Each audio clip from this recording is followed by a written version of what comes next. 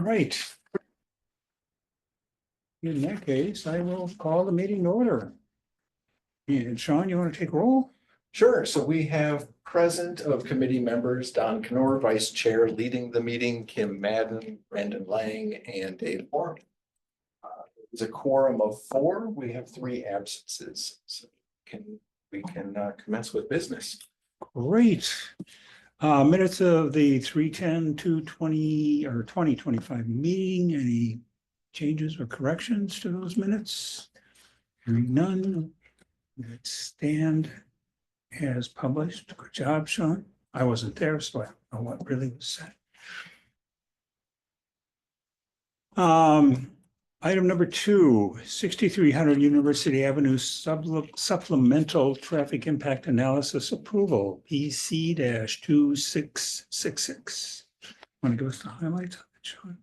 Yeah, so I think I'll give you the short version, and we do also have Connor Nett of the development team online tonight if there are specific questions, but he has seen this too. And let me go to the drawing because that'll be even faster. One of the late additions after we did the traffic impact analysis that we noticed, this being University Avenue on the bottom part of the line, and then this is the driveway to what is a surface parking lot that's covered under part of the apartment complex. So it's a covered surface parking lot. And it also has a drive-through for a retail component. So this comes in and goes out onto University Avenue. But then these areas got added, which are small, temporary delivery drop-off parking spots, which caused some concern as to, number one, that they're pretty close in proximity to University Avenue, so a vehicle may pull in and suddenly turn. But we've also got two-way traffic coming and going from a left turn coming out of the drive-through. So there's a lot happening in a really small space, right? And there's a sidewalk really close by. So we said, let's send this back to traffic professionals, people who do this for a living, and get some additional analysis. And they came back with some suggestions, which then were incorporated in a revised site drawing. I'll call it a sketch because it's not a hard drawing just yet. Where's the rotate button? Here. Oh, yeah. You gotta be kidding. They used to do this for free. Apparently Adobe doesn't do that anymore. So I'll give you the short but sideways version. So university's over here. You have to go into organized mode, maybe. Okay. And what it comes down to is, signs have been moved closer to the driveway, so drivers coming in will immediately know, yeah, this is just a loading zone parking stall. This is not for pulling in and just running over to the drive-through or checking something upstairs. So this is for loading zone kind of thing. This has been extended, so it's a little bit deeper.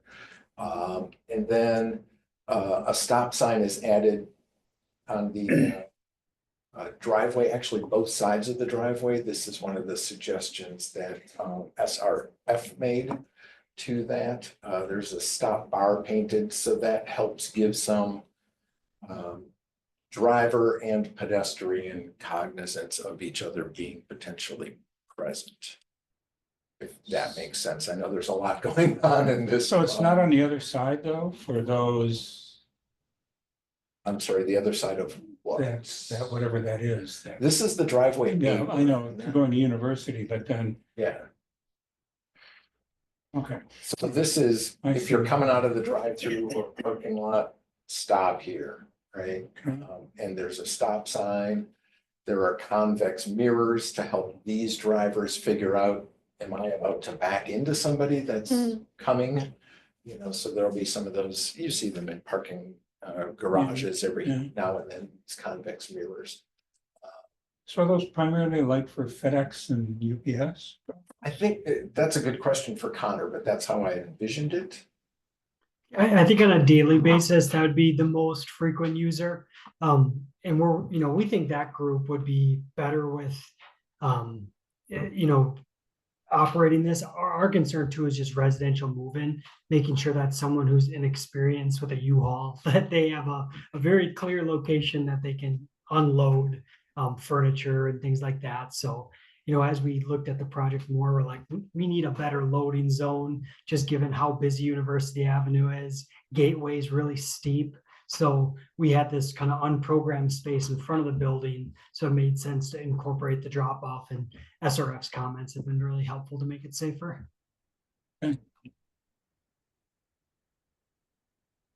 Right, so while there is still some concern, SRF also pointed out in their report, this exists elsewhere. This is not unique. This is not the first time ever. So I think the elements now are there to make this reasonably safe for reasonable people to use. And so staff and Connor are recommending approval of this supplemental analysis so they can incorporate this into their project runs. That would be approval with these comments. Correct. That would be, all of this is basically the SRF recommendations in Okay. action. Is this the same driveway that the driveway of the retail is using for in and out? For that drive-through? That Yes, drive-through? this is that driveway. Yep. Okay, The only other driveway is around the corner on Gateway Street, and it goes into an underground parking level. Okay. That's basically all that does. And trash. yeah, that could be potentially really, really busy. It can be, yeah. I've been through some places on campus too, though, where like, Sure. loading docks are right by the sidewalk. You Okay. know, like who thought of Or double this? park. Yeah, right. Yeah, one reason we wanted to incorporate this, sorry if I to jump in, would be, you know, our biggest concern was someone trying to back out onto University Avenue with a truck. So that's where this kind of hammerhead turnaround, make sure that that turning movement doesn't happen. And there will be retail traffic, but in general, there's only about 20 stalls underneath the building. So it's a small retail lot, 4,000 square feet of commercial space. Yeah.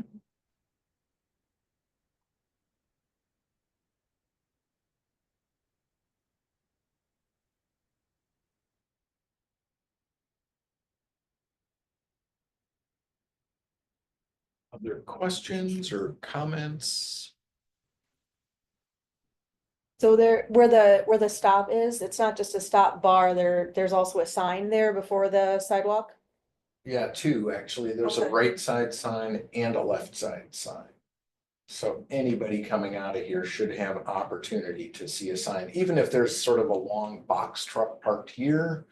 Odds are good they'll be able to see this one then, you know, so that's why a second one was added.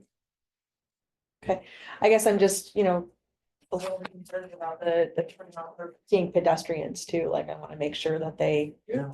don't overstretch that sidewalk when they go either around or out, like. 'Cause if someone's coming, especially if they're, I know that sidewalk and there is. Actual bike lanes on both sides of University, but if somebody's, you know, coming down or, you know, they're going for a run.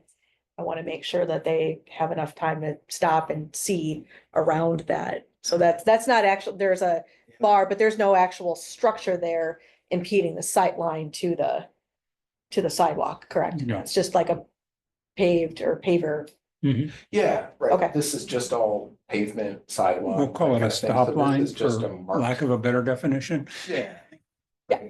Like at any intersection, Like at it's just any a inter- reminder to somebody, hey, don't stop here, right? Right, and that's my Stop concern. here. Okay. That doesn't. We don't get 100% compliance No, with that, right. I'll say, Oh. but it's the best we've got.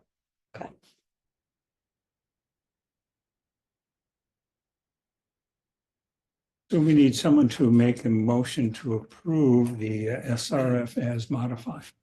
Yeah, so the recommendation that I had written up would be to approve the loading zone parking stalls as sketched in the red line drawing of that date, with the addition of the second Stop sign as recommended by SRF.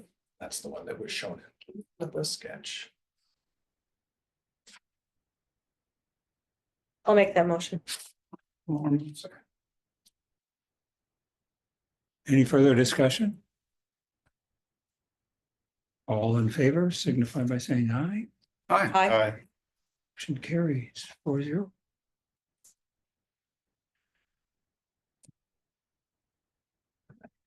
Item number 3, bike or public path easement for West Mendota Path, east side of Allen, 24-109. I'm guessing this is why Mark is on board here tonight. Sean Allsrud actually is our Oh, project manager for okay, that. Okay, But this part of that project, and this is the traffic signal work at Century and Allen, Mhm. at Century and Q. We've got some work at Parmenter to put a cabinet in. But then this path has been rolled into that project just because we're gonna have a contractor there anyway doing the intersection. sure. And so planning staff have been doing the overall coordination and getting this easement together. In fact, Abby Attune tells me that we've got the resolution drafted and ready to go on the council packets. We just didn't have it on Thursday in time for this packet. So that took care of itself. But we do have in this packet the exhibit drawing of it, legal description, and it's just a pretty normal path easement. This is that stretch of Allen Boulevard, and on the east side, there's that parking lot for Harbor Athletic. Mhm. And so it's that stretch between Lake Street and Century Avenue, where we just need a little bit of extra room in which to convert a sidewalk to a path. Okay. So that's what this is. I know, that's no problem. Is there- Are we taking parking lot? It's all Harbor Athletic. We won't be taking property per se, but easement rights on the Okay. property. Okay. So Okay. it doesn't move their parking lot. Okay, The upside to Harbor is we will be plowing it. Right. It's not nothing. So yep. No, it's How much of it? that section from Lake Street, Just just entering. a lot. The path, Well, and it right? might be Yeah. the Not the part right even south of there, Right. because I think we've been doing the rest of that Allen Boulevard. path. Yeah, yeah. So. It's been in the works for quite a while Mhm. to try to finish that That would be nice. piece. Does it go all the way to that light though, or? Mhm. That's the design, Yep. yeah, Okay, Yeah. good. to get there, and then there's the east-west path already along. the north side. So it's a win-win for the business owners. I mean, Yeah, they don't have to clear snow right, or maintain it. Yeah, that's true. and then it hooks up with the rest of the North Mendota path, which would be nice. Mhm. Yeah, the goal is obviously to improve the ability to cross there. Yeah. Well, I'll take the path of least resistance who live in that area, which is cross at the little street. At Maywood? Continuing, I guess, east on Century. Oh, at Dewey. Yeah, Dewey Yeah. Court. Yeah. yeah. That's Yep. right. Yeah, we have quite a few folks that would That- like to be able to have a That's crosswalk. there. that's the organic place, Yeah, but I could make a motion on this. all right. And I will second. That's as recommended. That would be, recommended, yeah, yeah. as recommended. Okay. Now, Councilman, apparently someone's still writing the resolution for the council meeting. Abby said she's got that done. Okay. Yep. All right. Any further discussion? All in favor, signify by saying aye. I, Hi. Opposed? Hearing none, motion carries 4-0. it's nice to see that have been in the works for 2 years. 2 years. All right, so the next one, the bid award of that signal project, Century Allen at Century and Q, putting the cabinet in at Parmenter Street and this path is recommended for award. And then Sean Allsrud has been coordinating with the county on proportional cost shares of various parts of the project because they partner with us 50-50 on road projects. At intersections, they they tend to apportion those shares by approach legs. So Century Avenue and Allen Boulevard is 3/4 county and 1/4 city. Wow, At Q and M, it's pretty much the same thing. At Parmenter Street, they don't have any involvement at all, so that's 100% city, and then the path is 100% city. So Sure. Sean and Strand went through the whole bid tab too and broke it down in a color-coded sort of way to say, oh, this is a 50-50 split, this is a 75-25 split. And then, Yeah. Sean, you sent that all off to the county, right? You're still muted, so if I saw your head nod a little bit subtly. So, and the county was okay with that? Yeah, sorry about that. Yes, so we've been coordinating with the county, but this project has kind of gotten pushed a little bit, so we didn't get the estimate into the county prior to their 2025 budget. So what the plan is that we will use our funds to pay this year and be reimbursed by the county next year. Yeah, Okay. but the amount is, they understand where this all came from and they're fine with it in their 26 budget. Correct. Okay. Very good. So that's the short What was version, the but if there total- are what was the- questions. what was the total budget? The total, oh, I don't even know what the total budget was offhand. I just know the cost. I think we were just under $970 some thousand, I think was our estimate. Okay. For all the pieces. Yeah, that included everything, including the bike path. Okay. Yeah, the bid came in at 1.138. Right. So when Century Avenue is redone, this isn't going to complicate things by having to redo stuff. This won't get disturbed by it. That 2029 work that I think you're referencing is just a resurfacing project, so new asphalt, not really moving curbs and gutters around, maybe replacements. So the idea was it would just hop over this intersection Oh, and not get into it again. oh, I thought, okay. Okay, gotcha. All right. Well, we worked quite a bit with the county to coordinate traffic signal upgrades that we'd be doing, as well as the bridge reconstruction that we have on Century and Branch. So the resurfacing that the county will be doing in 2029 will be after all of that. So we need a motion to pass or recommend to Finance and Personnel Committee and the Common Council for award of the construction project to Parisi for $1,135,665.93. Foreman will make that motion. Okay, Matt, I'll second. further discussion? Hearing none, all in favor signify by saying aye. Aye. Opposed? Motion carries 4-0.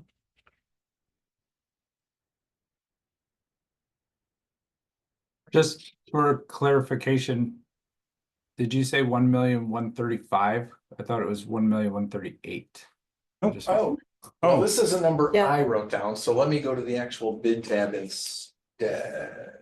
Well, I think we can amend the 113566593. Motion real quickly here. That came out of Strand's letter. I've got the. That's 1138. Yeah. So we're gonna need to confirm that because Strand's letter is different than this number. Yeah.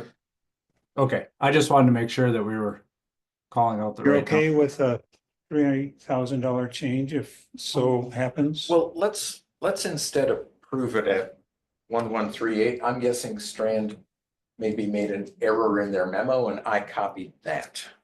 I tend to trust bid tabs. So it should be 1 138. I So the believe mo- that. To be amended. Yeah, so we would just need a different motion perhaps. Okay, let's throw the last one out.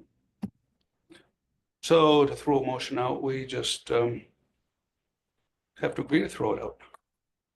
Yeah, Well, it would just be a motion that passed, but we would just then have a different motion with this new number, I would suggest. Equally valid, and we'll give to the council the actual correct figure. They'll just have two motions, one with an incorrect figure. Okay. It's unfortunate, but oh well, sorry about that. Okay, so we'll make new motion. a new motion to approve the bid for 1,138,665.93. Second. Okay, further discussion. Thanks for catching that, John. Do you want to vote on that? Would have been first? probably, yes. None, all in favor? Aye. Opposed? Motion carries. Yes, thanks, Sean. And sorry. Okay, now. Item next number up. 5, which is to amend Strand's contract for construction services. Yeah, so this would be for their construction phase services of, surveying and observation, record drawings and that sort of thing. That's a bargain. Yeah, and I think what helps is there's not a ton of underground Yeah, work. yeah, So they can yeah. make periodic site visits without having to babysit. Yeah, I was gonna say, because 53,000, that's pretty good. And this is already in the budget for the project, so It comes out of the same construction figure that Sean just had. Yeah, that's what I'm saying. So yes. we do And have same leeway for sharing that. with the county? This also gets shared, yes. Okay. So we need a motion to recommend this to Finance and Personnel Committee and Common Council for the approval of 53,450. Do I have the right number there? Yeah, Sean? Sean, we just want to check. Yep, that's Yeah. the right number. There it is. All right. All right, excellent. I'll make that motion. Lauren, a second. Okay, further discussion? All in favor signify by saying aye. Aye. Opposed? Motion carries. All right. Well, thanks, Sean. You're certainly welcome to stick around, but if not, I won't take it personally. I think I'll step out. Thank you. All Have a right, good night. Enjoy your night. thanks. So this one is mostly on the agenda for discussion, but more than that, notice Mike Meyer is not available. He's at a conference literally all week, but we had said at the last meeting, we wanted to get you this information and we had put a pin in it sort of last time and said, we'll come back. Now that we're coming back, we had learned in the meantime that DNR can't grant an extension of figuring out some additional information to file with the feds. So instead, they're gonna take what we have, which is a lot of unknowns that frankly, we do know, we just don't have time to fill in the boxes. And so we're gonna chip away at that as best we can, as soon as we can. In the meantime, we have to send notices out at least to everybody whose box says unknown, but we're just, for practicality purposes, going to send it out with the water bills and everyone will get it instead. The And- bottom line is residents will get a notice with their water bill and it'll simply say, we don't know if you have a lead service line or not. Yeah, well, we actually included that in the packet for exactly that Yep. reason. So you'd have an advance Yeah. copy of what we're about to mail out to Yeah. people. Okay, And, it gets into all this lead stuff. And again, most people can go look at their water meter and figure out, well, what's that pipe made out of? On the house side, what's that pipe made out of? I wouldn't say most. We've A been lot of sending people. out this information I know. for years about how to tell if it's copper or steel Yeah. or lead or what, right? So we will certainly get phone calls because of that, like, gee, I don't know what my water is, but we've been answering that question for a pretty long time now and can answer it some more. We have not yet found a lead service line in the city system. We don't know of any. So if we were to find one, it would be very, very rare. But we've been through many of the older parts of the city and just haven't run into it. So a lot of, I think Mike might have noted last time, a lot of our cast iron is out of our system now, and the rest is on target to be out of our system pretty soon. And the only lead with those really was the joints. Some of the old cast iron anyway joints were put in with sort of a rope material and then poured in with lead. It doesn't get into contact with the water, but it's in our water system. And so there's always concern anytime lead is anywhere near water, right? Again, it doesn't get wet, it's on the dirt side of the joint, but that is still technically lead in our system, so we're getting rid of it. Yeah, so this is the kind of thing that would be a pretty low level for concern among customers, among utility staff, but it's a federal requirement, and that raises its level to, well, you got to do it anyway. And so while we're doing it, we didn't hit the deadline, and we don't know, at least we're not able to express everything we do know. And that's just kind of where we're at. So, But he said the DNR would accept a list of unknowns. they just need the database filled in. Okay. And So we don't need a motion or anything on this, just general discussion and agreement. Yeah, go ahead. No. yeah, there's not really action we can take. It's work that's required to be done and notice that's required to be given. So this is more a status update than anything. Yeah, no, I like the way that most of it's worded too. It's not Mhm. like alarmist or I think we'll get calls, but I don't think, I think it was worded in such a way that make it sound pretty reasonable.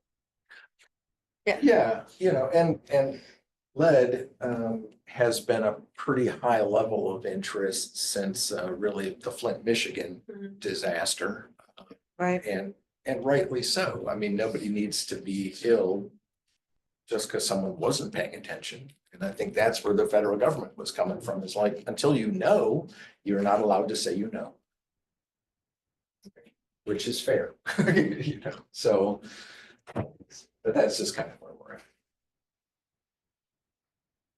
Oh, hey, Mark, Oh, he came in for green. now I'm not sure where to list you, under Zoom or in person. I'm moving you to in person. Remember, there are known unknowns and unknown unknowns. Yeah, yeah. If we didn't know what we didn't know, then we're in trouble. All right, so no action required. So, yeah, for information.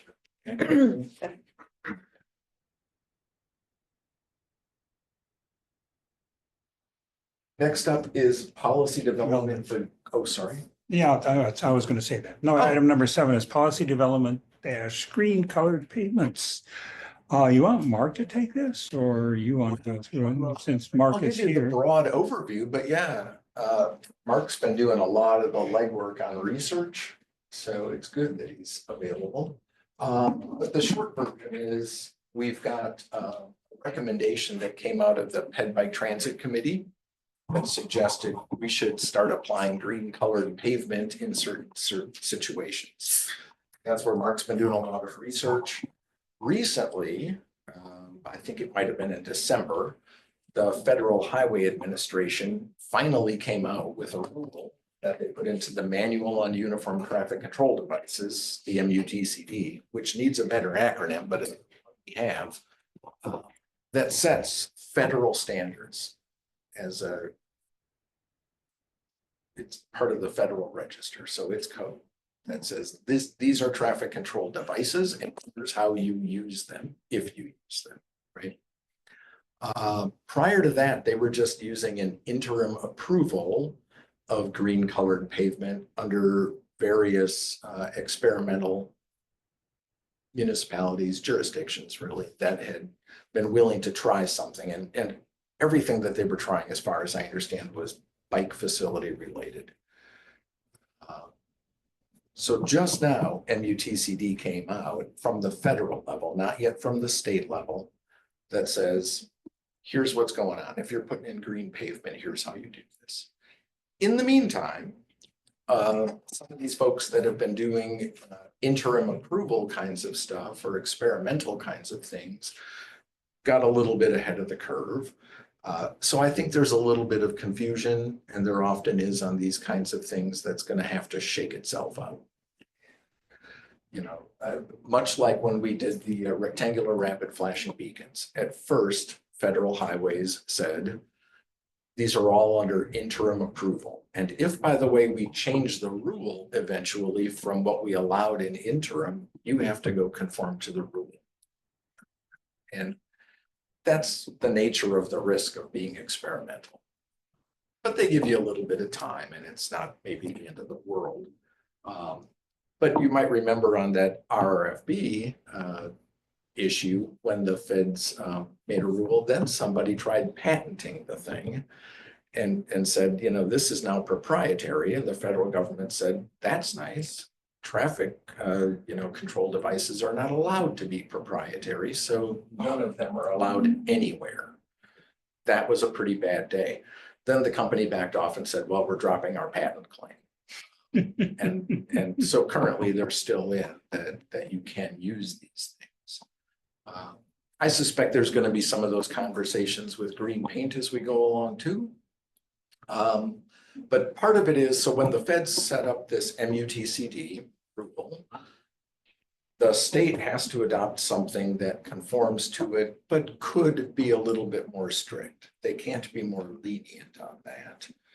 And the city of Middleton, by virtue of a state statute, has to follow the state, that has to follow the federal government. So we don't have a law that says we have to follow the federal government. We have a law that says we have to follow the state one. But since the Wisconsin MUTCD is not yet adopted, we need to follow the federal one because the state hasn't relaxed anything. Well, they can't relax, I guess. They haven't made anything more strict. The state hasn't adopted the most recent version of MUTC yet. Yeah, I think they get something in the ballpark of 2 years to go through it and make it happen. But the federal one is so new. The state thought they'd be getting that done this spring. I've not yet seen it. So that's where we are from a regulatory perspective. So it does allow certain things like bike lanes that are marked, designated out in a street to go across an intersection, to go across where traffic will weave to the right turn lane and cross a bike lane to do it. We can now paint those things green. The sticking point is part of what Ped Bike Transit recommended was we'd like to paint shared multi-purpose paths as they cross driveways and as they cross streets. And we looked into that as part of the Century Allen project, because that might be a good place to start doing it. And Strand put us in contact with Federal Highway Administration staff. We took some time and came back with an opinion of what the federal law says, which disallows that. Unless we were to take our multi-use paths and designate portions of them for bikes only, peds only, but not shared, right? And I think I included a little sketch even in the packets because of that. The way they write it gets a little bit confusing otherwise.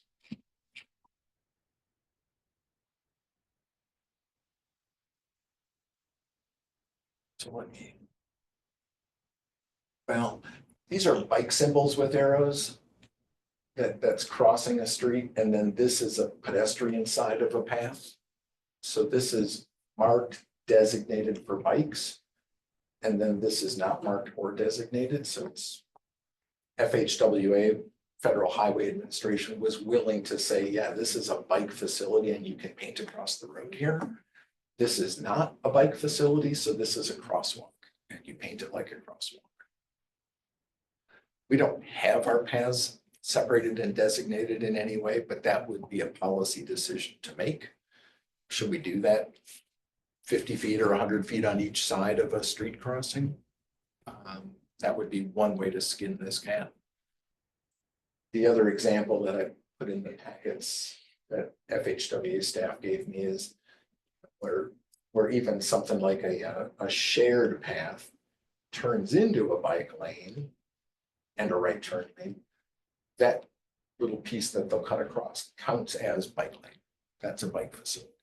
So we could paint that green. I didn't see examples where they were recommending painting whole long swaths of anything green. It seems like they wanted to leave some place for wheel paths, or if the grit of the paint starts getting worn down. Like if you've ever walked on the white crosswalk paint, when it's raining or icy, that can get a little bit slippery. And I think that might have been part of the worry here. So they seem, without saying it, to be recommending that this kind of be done in shorter bits. And your Madison's got them all green. I think they were one of those experimental agencies that, Not all, but a lot of them. yeah, Yeah. I think certainly they started that way, like, oh, let's paint it green. That lower one reminds me of the bus lanes in Madison, which are just creepy. The new red ones. Yes. And when you can cross and when you shouldn't. And Yeah, people are gonna figure that out. yeah, they are. What I see in Madison, so that's where I spend my whole day downtown. Okay. Where I am, sort of, is a combination of solid green and the ticker green. And the paths are multi-use. Yeah, like on Yeah. Allen, wouldn't they be multi-use? I mean, I don't see Yes. any bicycle only paths. It's like I'm talking about the main paths. That's The, right. the main corridor arteries that go right through town. The former railroad beds. I don't, oh, sorry, go ahead. And none of those are dedicated bike only, Yeah, but where they all cross the streets, agree.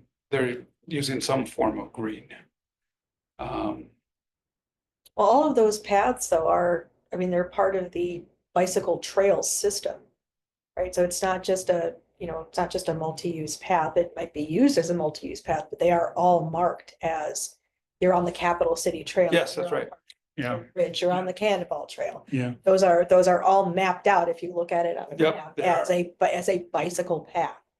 Hmm. So, yes, I'm Oh, sure there are they designated pedestrians. as bicycle facilities though, or as paths? Yeah, because, I mean, you can't tell pedestrians they can't use them, Right, so I think they're not. Right, can you have paths that are pedestrians are not allowed to be on? To my knowledge, that was a question I had for Sean. I appreciate, I'm not aware either that a pedestrian can't walk On a bike if, path? if that's on the a way, bicycle lane or on a bicycle marked path. So then for them to say you can only use the green for designated bicycle, that doesn't make sense because that means pedestrians can't be on it. Well, and that's where they're saying this has to be designated for bicyclists as opposed to undesignated, which could be sort of anybody. Is there a Have a rule that says skateboard it out has to here. be 50 feet prior to, or No. can it None be that I at the, know of. so then every crossing could be, call it broken green with broken white, and then you sort of That's- made everybody happy. Oh, I don't know that that would make everybody happy. Let's stop short there, but I think you're right. I think that could be a policy decision is to do. Because everybody knows that the broken white, when a pedestrian steps off the curb, they have the right of way. I mean, downtown Madison. So, Whereas if it's green, they don't. well, whereas if it's green and you're a bicycle, the bicycles have to yield. I know. So now, I have some photos, if it would help to supplement your report, if that's okay, if this is a good time to do that, Don. That's Sure, okay. that'd be fine. And Don, John. Pete, Don, I still go by Todd Don. sometimes. Sean emailed it to you so that you could display it on the screen if you have access to your email. If you don't, okay, that's fine. You could call me Charles because you know, Oh, I'm yeah. acting in his step today, so. There's one for Yeah. Sean, the short term. Well, I like this know- first one. So at least to some of you, Mark. I sent an just email this want to pause for afternoon. 1 second, though. If we're gonna be looking at something that isn't gonna be part of the packet and available for the public to see. These have to be added to the packet Yeah, they have to be in there. as a supplement or I something. just assumed Sean would be able to pull out his email. No, I don't have So- my email here. Do that after the. Well, I'm trying to fact, think, though? of- Or well, should this be there's- part of the agenda? it is part of the agenda. It's supplemental information available at the meeting. I just assumed it would be displayable. Is there a way that I can put a? Can I, Well, I think part of it is, you know, I can verbalize some of this. I saw the email that you sent out this afternoon and I think you had copied Dave and Kim on that as well. Yeah. A couple of the committee members. So what it comes down to, in my mind, is this is other staff from other agencies sort of implicitly shrugging their shoulders and saying, I don't particularly care for the federal law and I don't intend to follow it. Why doesn't Middleton set its policy consistent with City of Madison instead of the federal law? But I haven't seen a Madison policy. I haven't seen a Wisconsin policy that says skip the MUTCD. Sean, can you get to our files on here? Because we can display it. Which file? It's in the committee folder for like transit. Uh, Or are you only web-based? I am, yeah. And I haven't. I'd have to go through the whole web dance of SharePoint to get it. Okay, I don't expect you to, and I can't put in one of those dongle things or whatever, that won't work either because that won't be on the Zoom. I'm using this computer, So- I don't have a laptop or anything. Right, I do. Oh. Would that display on the Zoom? I don't know. how that works. You can join the meeting and then. Well, and I display. think photos aside, does it matter? I think that's maybe a first critical question for this committee to answer is, are we gonna follow the state law, which says follow the federal law? Or are we gonna listen to Madison and DOT and a flight coordinator and an MPO coordinator who aren't necessarily following the letter of the law? Alderman Mormon was referencing some, and Don were referencing some crosswalks in Madison, and I have photos of them. That's why I thought it was appropriate to bring. Well, So this one that's on the back, it's on page 4. This is actually right by Strand's office, ironically. The corner of Chattree and the Chattree and Wingate Drive. And that's been there now for, well, I don't know how long it's been there, but it's obviously there. And that has the hashed green and white, which is one of the few examples where I've seen that. Yeah, that stop actually before was, you go further, Mark. It looks like it only goes, it doesn't go all the way across the road. It looks doesn't like it goes 20 feet out and then stops. No, that's because if you look at the bottom picture, that's the same thing. That's just the turn. Oh, lane. just go to the island. Oh, there it is. Okay, okay. I didn't mean to start in the middle, but if you go, let's go to the Okay. first picture. Well, let's start at the front. So at the front is what inspired my emails to Madison staff is at the corner of Mineral Point Road and the Beltline interchange. There's these solid green where the new path goes on the north side of Mineral Point Road. Those are quite visible now when you come down from the ramp or get on the belt. The next page is the one that was in Sean's memo, but I have some close-up pictures here that show the green. Again, it's a bike path that's used by pedestrians, and maybe that's the way, as Sean alluded, maybe that's the way to address this is call our routes bike paths, and then we don't have a rule that says you can't walk on them. The next page, page 3, is along Atwood Avenue, and this was all installed last year, I believe. So this is all very recent, where they have a path replacing the sidewalk on one side, the north side of the road generally, but there's also some on the south side along a portion of Atwood. And this actually shows something that we did when Penny Klein was here, our public lands manager. We used to have our bike path. She actually put these bike symbols on our paths back then. But there was a backlash to designating them as, because it implied that it was only for bikes. Yeah, And so you can still actually see in some places where the paint has faded, where we attempted to kind of erase it, if you will.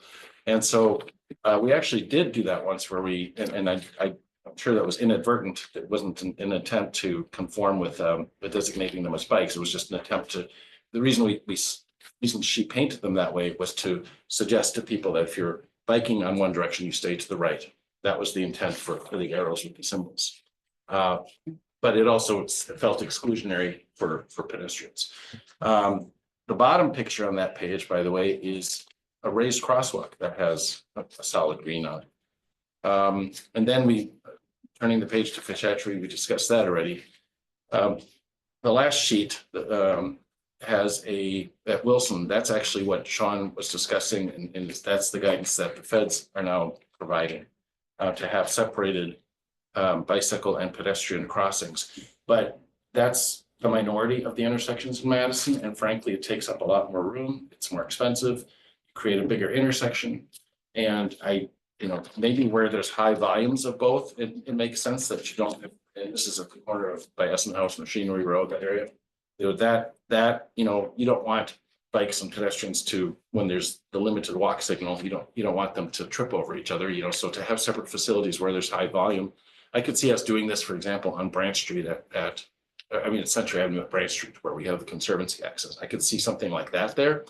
But on like Allen Boulevard, first of all, we're not designing the intersection that way with the new traffic signal project, but second of all, we just don't have the type of volume for pedestrians and bicycles. And then the last page is sorry, there's a couple more in here. So this isn't just in Madison, this is also in Fitchburg. This is along a county highway, which is Fish Hatchery Road. And there they are putting in a more recent application. That's where they put in these dashed, it's hard to see here, but that is where they put in the steps, if you will, or what you call them, the got a word for them. Tick marks. Tick marks, however you want to describe that, a ladder system. So they did that there. that's across the driveway. It's across the driveway, yeah. What I will agree with Sean on is there isn't a standard in the Madison area. There's clearly, they've been experimenting, and there's no doubt about that. But what I have noticed in my observations as both a bicyclist, pedestrian, and a driver, is that these stand out.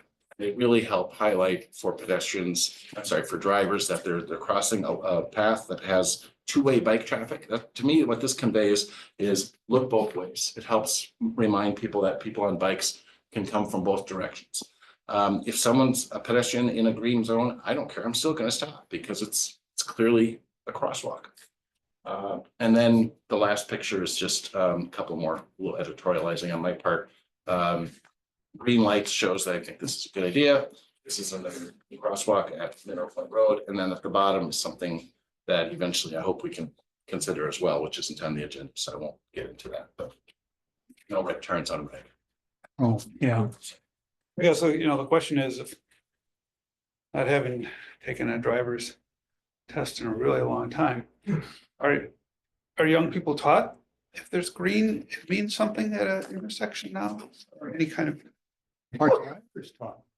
Our old drivers. Other than you see it. Roundabouts, you have to learn too. Yeah, it's true. I agree with that. Oh, but markings, coloring, is that is that taught now, driver's education?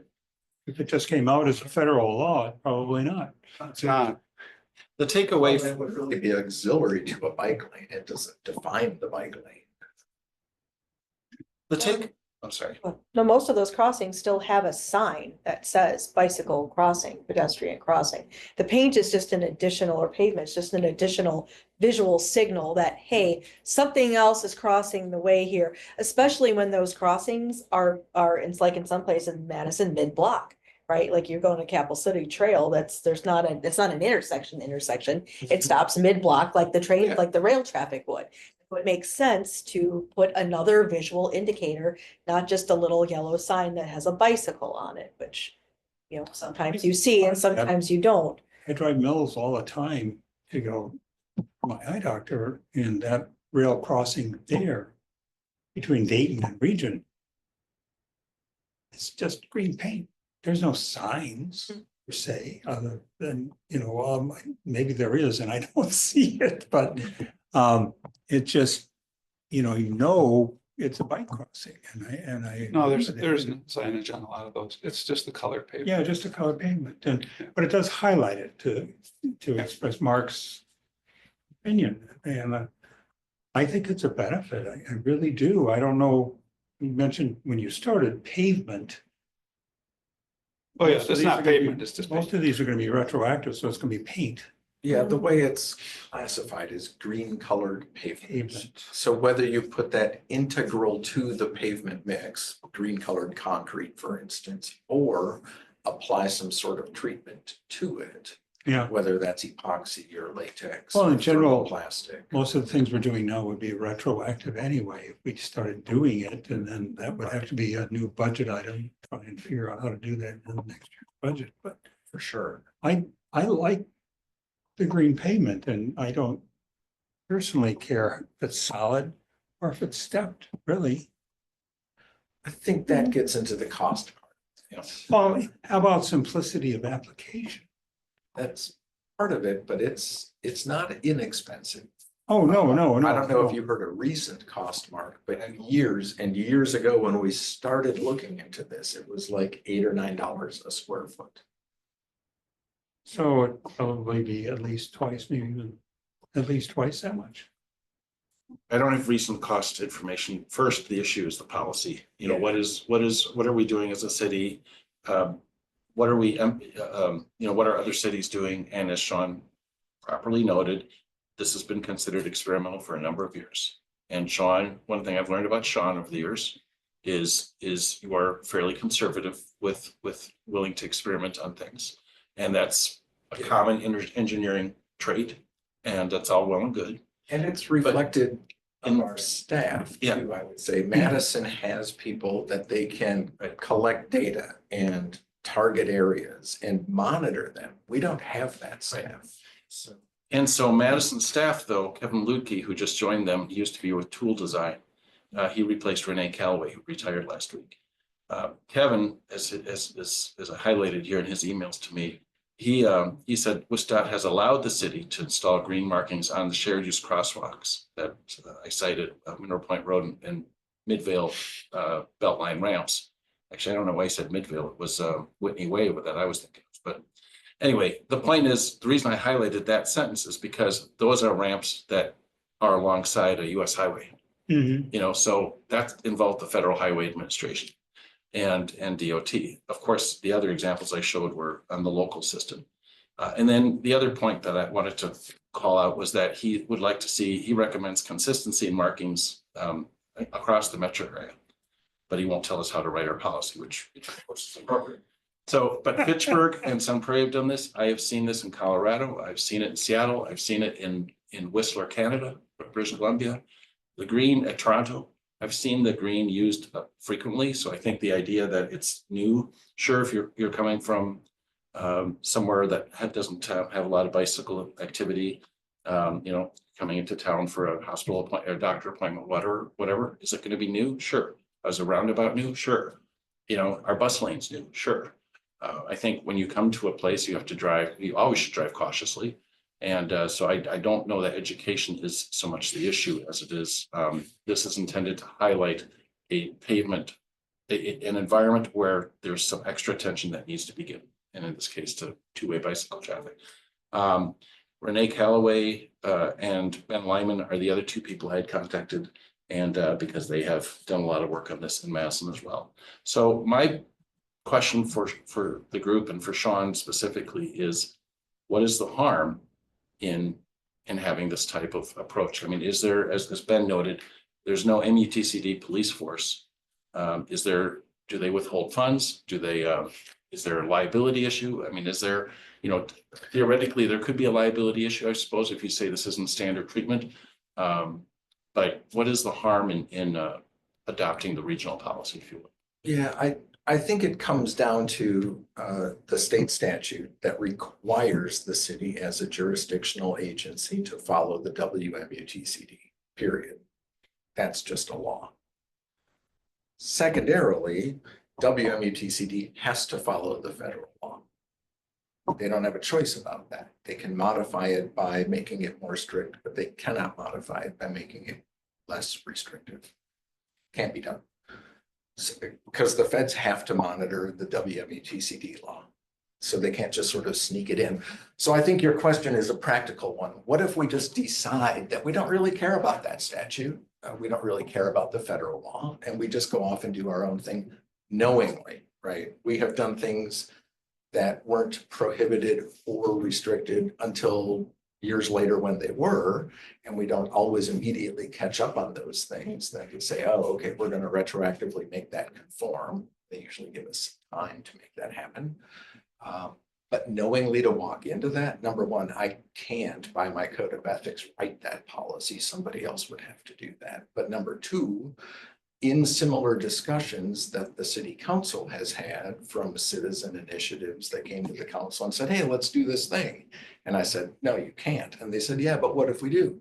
The city attorney advised that that would be on the city then, because we knowingly violated the law to do this thing. I think this would fall into that category. So if somebody were to slip or trip or get, hit by a bicyclist or something that triggered a review by an attorney that would say, what the heck is green paint doing here in the first place? That day, we're in trouble. Until then, I think it's relatively benign from a practical viewpoint, other than being illegal. Is designating the paths as bike paths, that seems like a workaround then. I think there might be that workaround. That's the one FHWA gives us and says, well, if you do this to your path, then you can do this to your street crossing. Otherwise, it's a crosswalk and people have to respect white lines without any green.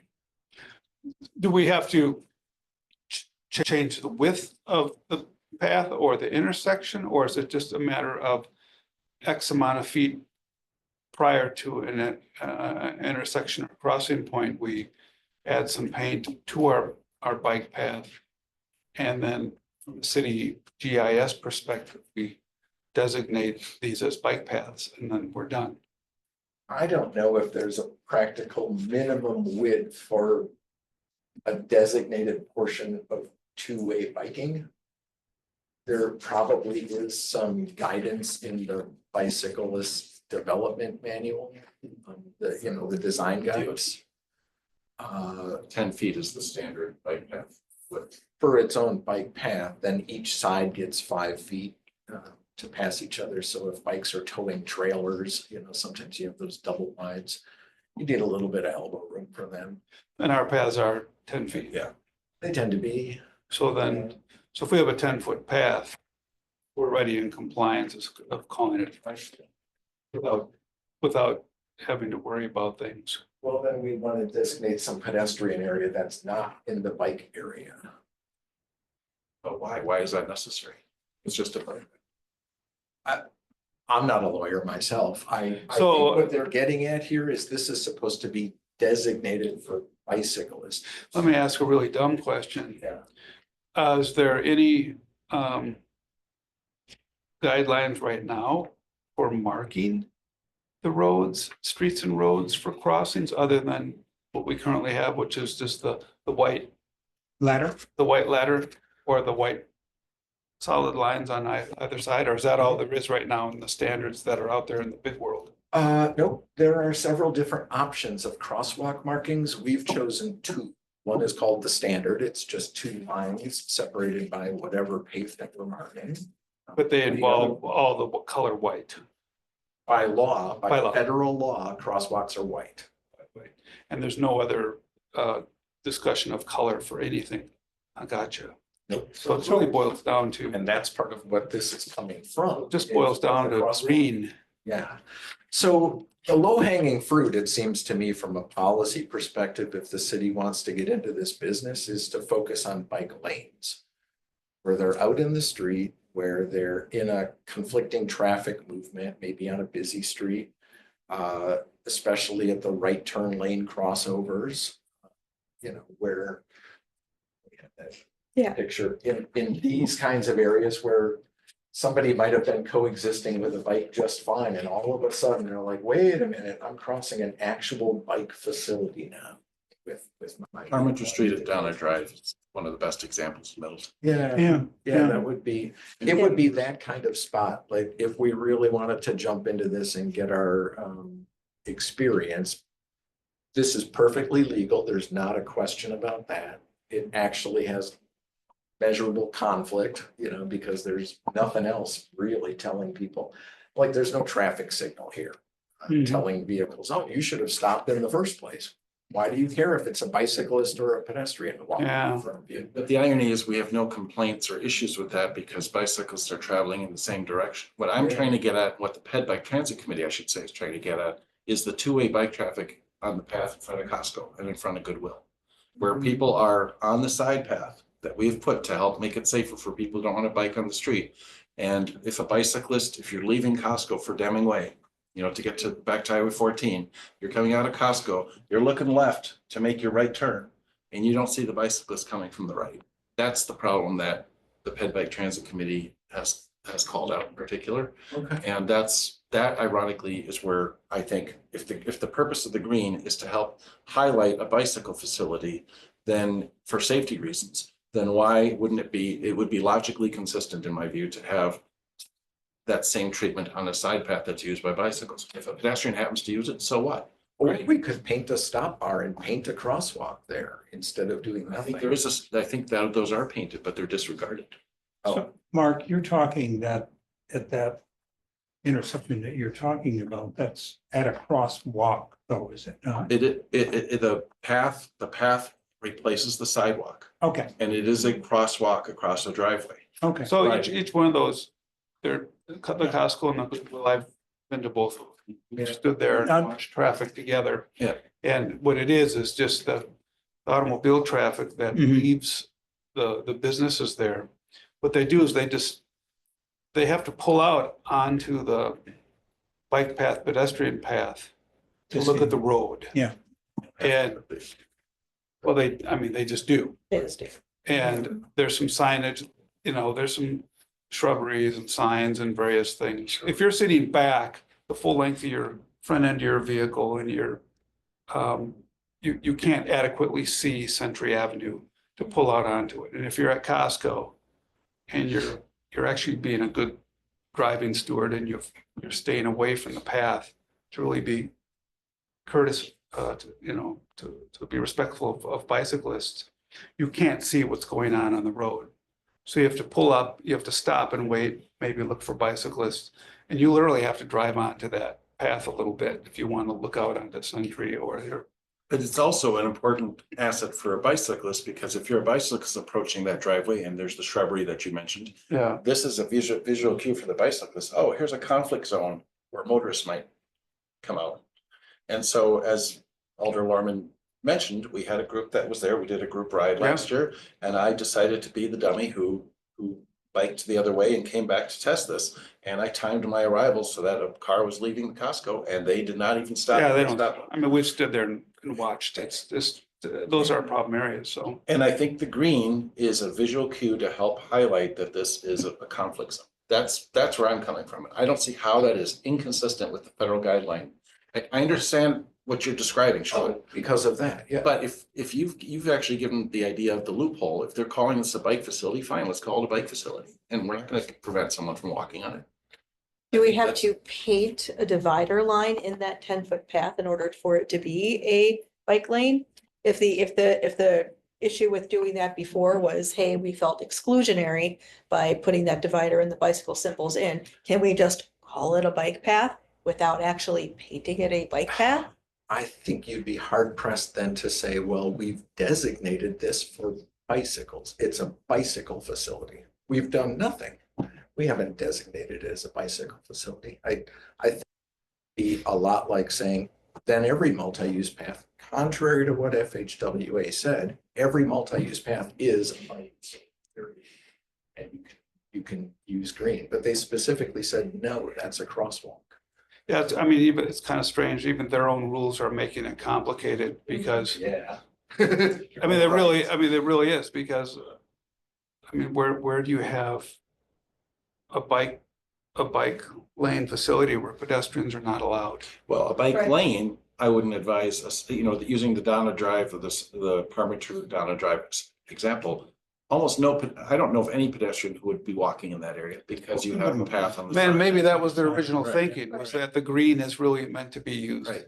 in bike lane transit. So what they're really missing is the piece in the middle. This is where it started, and the bike boxes where bicyclists can get over into the left lane to turn Mhm. and get ahead of traffic a little bit. So traffic was supposed to stop behind these things so that bicyclists could be sort of the lead instead of sandwiched into the queue.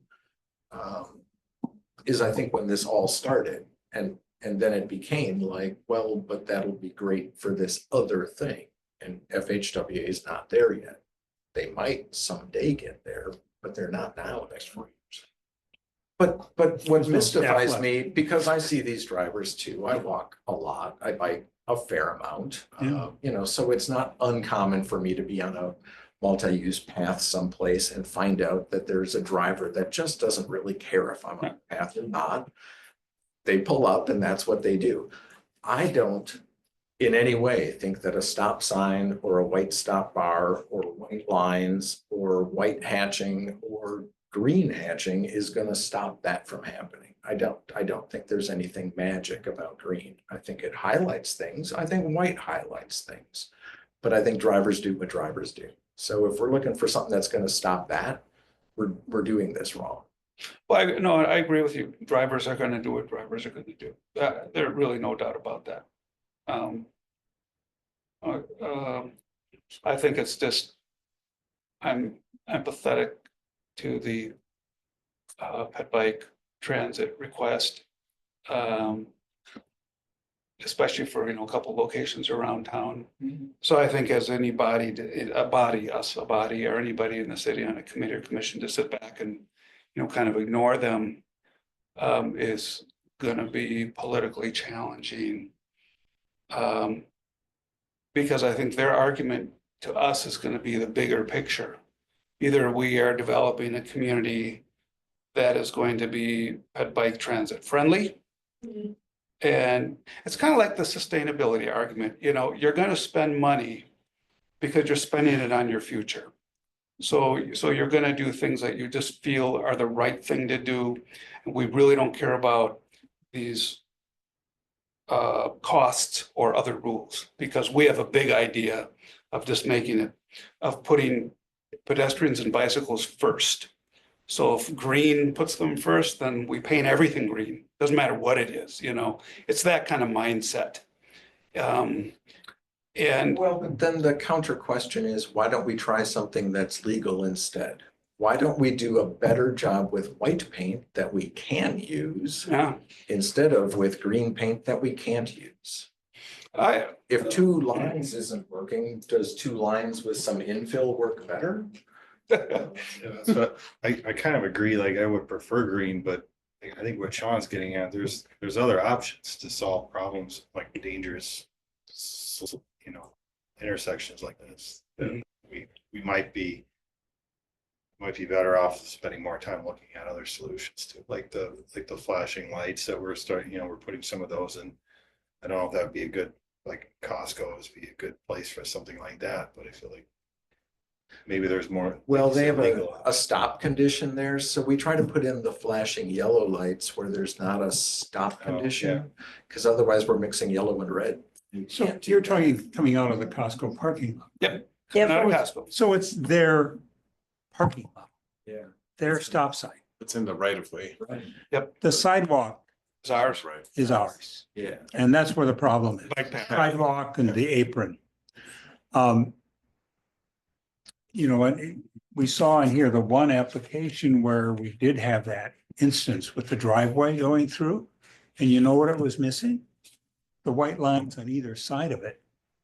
It wasn't a pedestrian crossing, because it's a sidewalk. So what if the city adopts a policy that says we agree to do something only on an experimental basis, on an unlimited basis? So instead of drafting an ordinance or policy so from your perspective, when city engineering people are saying, okay, we're gonna design, we're putting in, new paths, new bike paths. And so we gotta put green here, and a discussion doesn't have to go to committee or commission, How about Allen Boulevard? but, Signalization changes, but we, where they're gonna be paving, they're gonna be moving curb and gutter. yeah. They're gonna be doing a lot of work there. If we want to do this on an experimental basis, Well, there's two things going on here in this discussion. Ah. One, there is no longer an experimental period. There is now a law instead. okay, Gotcha. okay. We can't write a And the second policy thing based is on that experiment. Allen Boulevard, there are no bike lanes. Crossing it?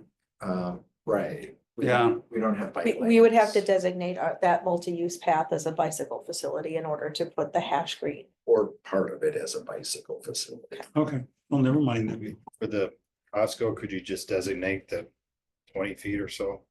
That's bicycle only. I mean, it's a loophole, but you're just saying this Well- section is bicycle only and then. Yeah, I think that would get us as far as when something happens and the attorney asks a question like, hey, what happened to the multi-use path? We'd have to answer like, oh, that vaporized, then we had a bike facility, and then this was designated bicycles. Yeah. We didn't provide a pedestrian connection. Like, I mean, if it boiled down to really into somebody, I don't know, fell or slipped or something happened on it, the court would see through that pretty fast. They're saying, so you're saying 10 feet before that, Yeah. it's multi-use, but then this is just bike facility, and then it goes back to multi-use. No pedestrian Yeah, facility. yeah. See, at least on this drawing, they're not saying, oh, we're eliminating pedestrians. They're just saying you're squished over to one side now and bikes are gonna be on the rest of it. Yeah, And I think we could transition from totally shared to segregated to back to totally shared, but I think we would run ourselves into trouble to just pretend that pedestrians stopped existing. Would the path have to be painted like that in order to, or would signage simply saying, a bicycle traffic or pedestrian traffic keep bright? There might be some Stick signage. to- I think there has to be, well, I don't know. The state statute defines what constitutes a bicycle facility. Okay, Yeah, the problem with that design is that takes a lot more space. yeah, that's Which is, space. we don't We have don't any have of that. Yeah, I think we'd have to, if we wanted to do this, widen that area to some degree at least. oh, that's something. Put together this, that, was that you, Mark? Yeah, this document here. Like, That, if that looks like some of that came from, can you scroll up, please? Said that. That's a memo from Sean. It was based on feedback he got from the Federal Highways, which was based on questions and citations I had provided. So it's kind of a collaborative. I was trying to play engineer for a couple of days and say, oh, here's some citations here where there's some language that's confusing and contradictory in FHWA, and they basically were responding to the thing. Oh, yeah. In your conversations with Madison, did they say anything about this federal law? Well, and the answer is no, but I also wasn't aware of that. You said December is when that happened? I think so. Yeah, so my feedback to my communication with them was in January, so maybe they weren't aware of it yet. But they explicitly got DOT and Federal Highways approval last fall or I'm summer. sorry, December 23. So it's a little December. over. Oh, that makes it even better. So the point is, last year in December, in 2024, they got a permission to do what they did along a US highway facility in several. There's also Highway 151, which is North Shore Drive. And then they just incorporated it on the Mineral Point Road And Other areas. too, and they said Midvale here, but in Fish Hatchery and. yeah, well, Fish Hatchery is not a US highway. Or I know, DOT. nor is. Well, I focused on the US highway facilities because that's where FHWA has jurisdiction and DOT have jurisdiction. So that's, when I saw that happen last year, I thought there's the ticket to get this done because they are now sanctioning this. And Okay. that's what's frustrating. And I respect what Sean is saying. And You've seen them sanctioning this? well, but I want to find out I more. saw their application that you gave me, which says this is an application for crosswalk markings, which will follow part 3 of the MUTC. I understand. Crosswalks. And it doesn't mention the color green, and then it says whoever the applicant is shall indemnify the Wisconsin Department of Transportation.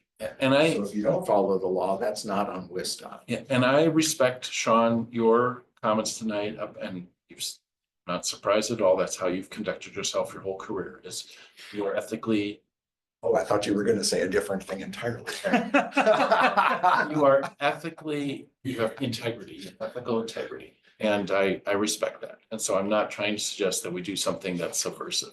What I am frustrated as a non-engineer and as someone who staffs the Ped Bike Transit Committee is I'm frustrated that we have agencies that are seemingly permitting this, but you're digging into the paperwork more and saying, well, maybe DOT didn't explicitly know what was being asked of it. So I don't know. They're certainly not taking responsibility for it. Right. But I also know as a user of these paths and as a driver, I know the effect it has. And I've talked to a lot of people in the bicycling and pedestrian community and for that matter, drivers too. And this just increases visibility. I just don't see how it's, the one good point that has been raised, which is in the message from Kevin Lukey, is he said, frankly, theoretically, there's increased liability from having a shared crosswalk marked with green paint. Frankly, I think you're at greater risk from someone slipping on the green markings and suing over that than being hit by a car and suing because of the crosswalk markings. Not that I find the green particularly slippery. To Sean's point, that's what you're saying is if some good attorney says, oh, look, my client here slipped on something or wiped out. We had this happen with the boardwalks in the Conservancy where bicyclists came and wiped out. You know, and if they said, oh, this isn't standard, this is grounds for a lawsuit. I mean, that's what Sean is trying, and people in Sean's position are trying to protect the city from that exposure. And I respect that. And so maybe instead of having a solid extent of green, you do the ladder approach or whatever. I think there needs to be more discussion of that. But in the meantime, it sounds like if we can call it a bike facility, maybe that's a way to get around that issue. So if we can write a policy and some criterion for what's important and where it's important, and if it's legal, I could write that policy. Otherwise, I can't. Maybe that's what needs to be then articulated really to the Common Council. I mean, just that, as the way Sean put it, and the Common Council can make a decision to override that interpretation, Sean's interpretation of the law with city attorney review. And city moves ahead and says, it be green, and the city is willing to accept all liability for it. Well, and before it gets there, what I was wondering more, because I think policy is handy for staff to figure out what are our priorities, what are our goals, Mhm. what's our budget going to have to look like to support that. Yep. If we can lay that out instead of sort of expecting like, oh, staff's just going to go start marking stuff, but we don't know which ones are important or why they're important or which ones make the cut. To figure, well, what are we trying to do? Before it gets to the council, what are we trying to do? Are we trying to mark, bike lane crossings at right turn lanes? Or are we trying to somehow figure out a way to create a designated bicycle facility with a pedestrian facility at street crossings and or driveway crossings? I just think, Well, Or are we trying to just sort of nod and skip the law and say, we're going to take our risk, but we're going to do it with our eyes open? well, I think we have to start somewhere, and maybe our policy would be to start somewhere, to simply say on a limited basis, few areas in the city that have really consistently been brought to the attention of Ped Bike and Transit and Public Works need to be looked at for a solution. And that solution could include green paint. Well, if it's shared, no, it can't. Well, We could look at a different solution entirely that does not include. that would be one of the options, but I think, I mean, this seems like the tidal force is asking for green paint. And so the policy in there would say, well, the use of green paint is simply at this time, as you interpret it, not permitted. And so we would literally have, something like this would have to be micromanaged all the way up to the common council to agree to paint one place green. The city to accept the responsibility for it and not the city engineering staff. I mean, if that's what it comes down to, I think that's how it has to be presented. Because that's what Madison's doing clearly. Madison is saying, we're gonna paint things green.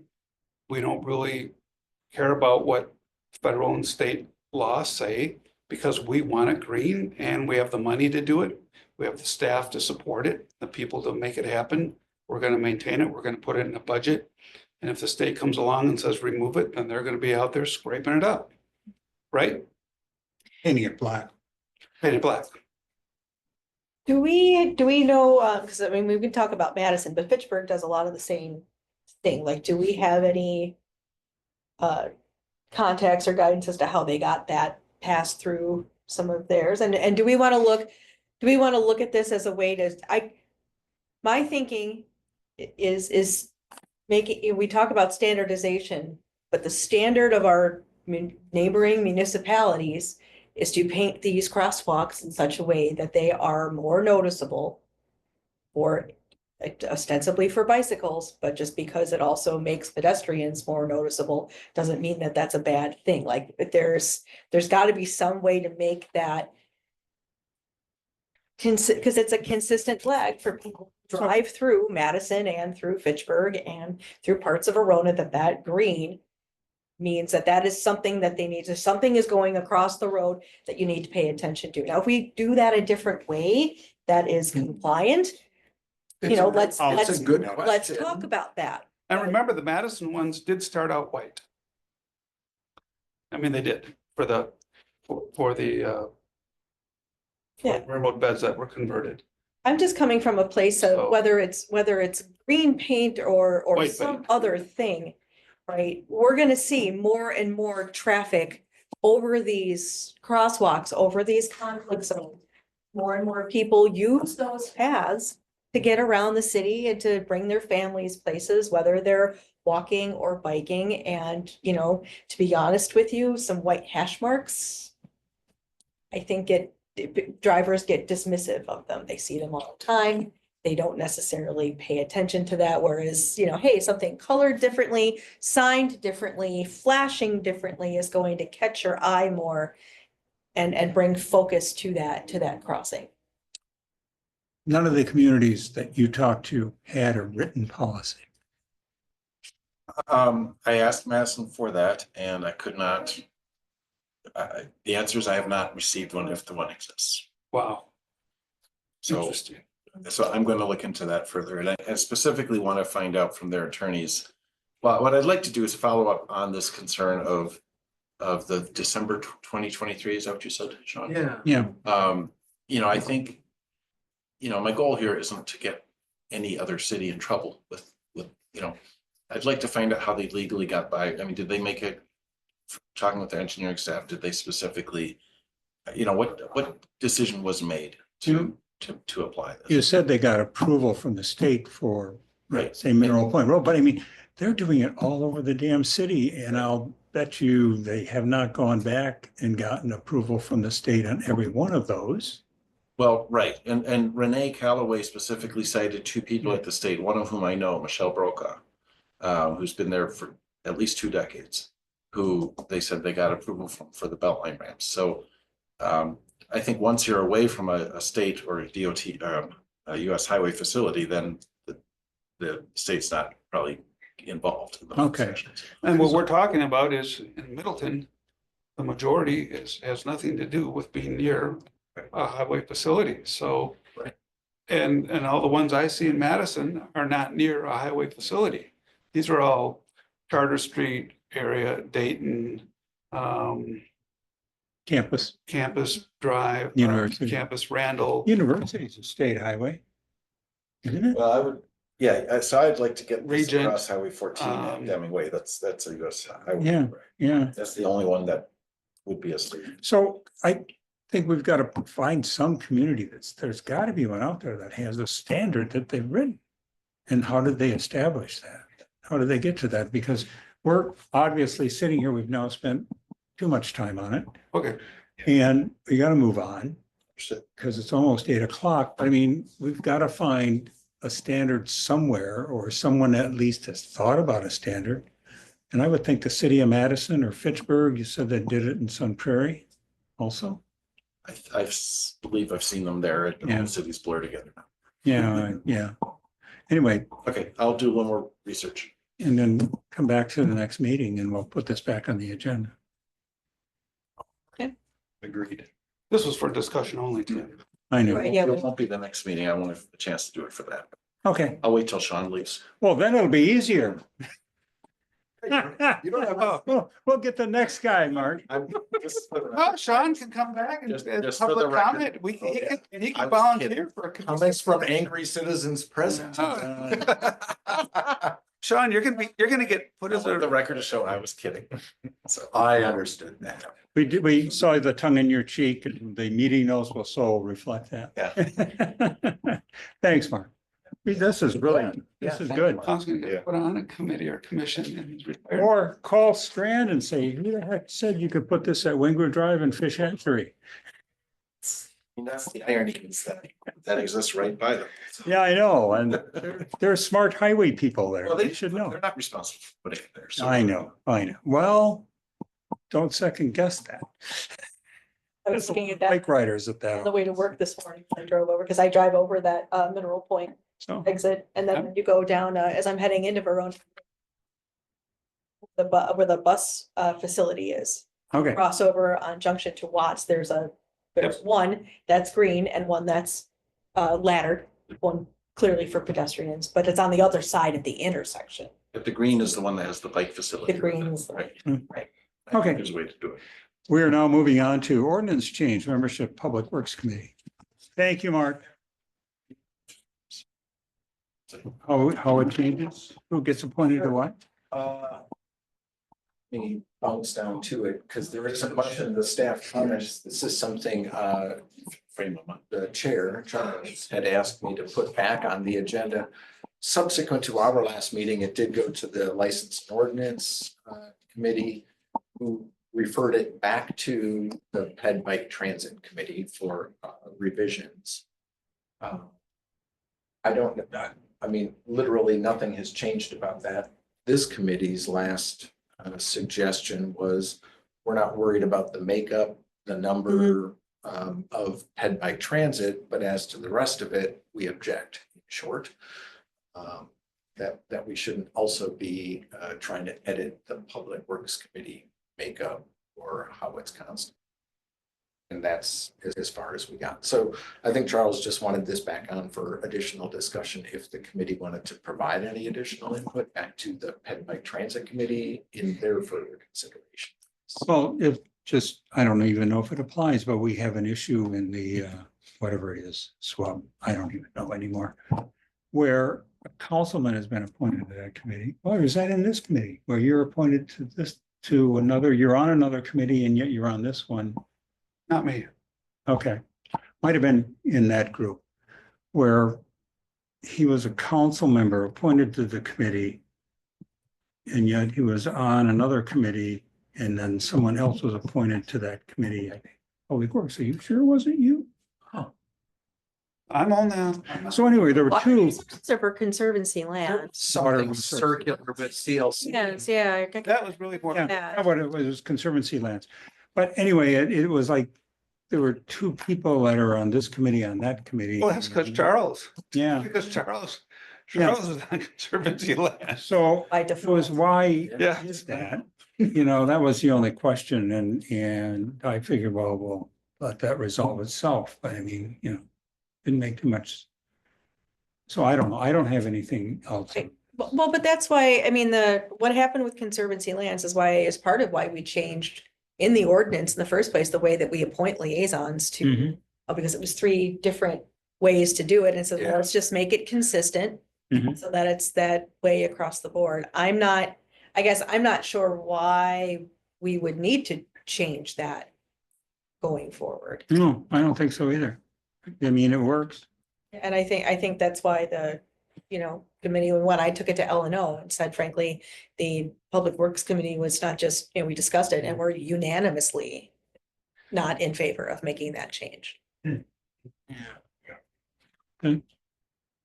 Well, since Charles isn't here, then we can move on to the next item on the agenda. So the thing I wanted to Just put wanted- on there that I'm questioning is number 5, D. And so we have transit experience and expertise, and I want to be very careful when you use the word expertise. Because have an expert means, well, Sean would be an expert. By virtue of doing it. No, by virtue of, you are an engineer and that is what you do. And so I don't know how you can be a pedestrian and bicycle and transit issues expert. Well, as it relates to disabilities. Right, as with disabilities. So, I mean, that means we have to, right, that means we have to, in an ordinance, define what an expert really is. And you can look up the word expert in terms of knowledge in your subject matter field. It involves, 10,000 hours of, yeah, And which And disabilities. add to that with disabilities. right. That's And, really- so that means, we'd have to have like a social worker, someone who says, oh, I work with, a very specific population of people. Yeah. And I really understand their needs. And which would be outstanding to have a person like that in ped bike and transit. But, how are you going to find someone who's, well, we have, like here we have Don as an engineer on Public Works. What? Oh, and we have you. So So we're both experts. we're overdone on experts here. We're up to 20,000 now. I haven't taken my DEU since I retired, so I'm no longer an engineer. You always will be. Yeah, I was gonna say, Yeah. once. Sean, are you gonna stop being an engineer when you retire? Yeah. Are you gonna stop thinking? No, right? You don't stop thinking like It's now an that, ingrained defect. but you Yeah. do stop being one, so, yeah. You're right, you're no longer paid to be one, but, Yeah. Right. but, Ingrained defect. Paid? You paid for this. Okay, anyway, that's a good point. I agree. Yeah. Yeah. Somebody better define what that really means. well, no, I mean, I would recommend just removing Just expert. removing that language. Yep, you just put it back to experience. I Yeah, think I drafted this ordinance originally 15 years ago, whenever it was, and I remember saying experience. Yeah. And someone apparently didn't like that, so. Yeah, and I just think they don't realize when you say I want an expert on my, Yeah. And do you care that it's all disabilities or some disabilities? let's see, One in particular we disability? say experience in ped bike transit issues as they relate to persons with disabilities. I mean, that's, Yeah, that's better phrased Yeah. than handy. Yeah. That's fine the Must way have said it's- handicap. that means that there's gonna be handicap ramps everywhere and this type of thing. It doesn't mean much else other than, Well, there are degrees Has of to be mobility access. impairment and vision impairment is Correct. sort of the big. Yeah. So. We had a member for many years, Jim Schutz, who was legally blind. And having his perspective was very helpful. oh, yeah. Yeah. Imagine. Okay. We need a motion on that at all, Sean? I can just pass along that there was discussion. Comments? Okay. of Caution in the wording of what constitutes experience with a preference for replacing that word with experience. Okay. And we don't need. That's the consensus. All right. I always tell the stuff that Mark wrote 10 years ago. Because Number 9, moving on, liaison briefings, no discussion or action, Conservancy lands. well, I can speak on Charles' behalf because I was at the same meeting. What is there to brief you on? I don't think much. So we'll just, They didn't spend any money. Okay. Bike and ped, I think we just beat that one to death, didn't we? Carrie's not here. Yeah. Carrie's not Here's that. Water resources, we spent a ton of time, more than we ever should have, on the conservancy plan Uh-huh. and how bad it was written because it really took all of the parks and just threw it into a big basket with conservancies. And no responsibility was assigned to anybody in the whole program. And, you know, case in point, where I live and you live are stormwater treatment ponds. Got lumped in with conservancy lands, and yet Parks is the one that maintains them. Not the ponds, but they maintain all the greenway around it, the grasses around it. They're the ones that burn it. In fact, they burned some Middleton Hills Inc. property, which is really nice of them, not ours. The neighborhood association, but anyway, so that was the big concern, is it's got to be defined as to, in this, what, 300-page document, I think? Is it? Yeah, it's huge, but it didn't have any signing of who's responsible for what. And that was the big concern, but that was it. We spent, again, way too much time on that. That was it. Future meeting agenda. Actually, in backing up, just so everybody's aware, I don't remember if it was first reading or final reading. You two can jump in, but I think the name of it is now Water Resource. Oh, yes. It is. Yes, it is Water Resources Management. Yep, and we suspended the rules on that one, so Okay. it's Yeah, official. I kind of thought it might have Yeah. been. So it's the last time you'll be giving a Wormswalk update. I still won't know what it's called. I'll forget by the time we get back. But anyway. Future meeting agenda item. I have none. Then I have none. Meeting adjourned at 8:05. That was going so well. And green paint got in the way. Well, Oh, no, I knew that would be, if it's any consolation, Mark and I have been talking about it for years. And hours, believe it. nothing. On a- So the mic. Yeah, let me officially. does it say, yeah, an hour to discuss green paint? Oh, God. Nothing. Here.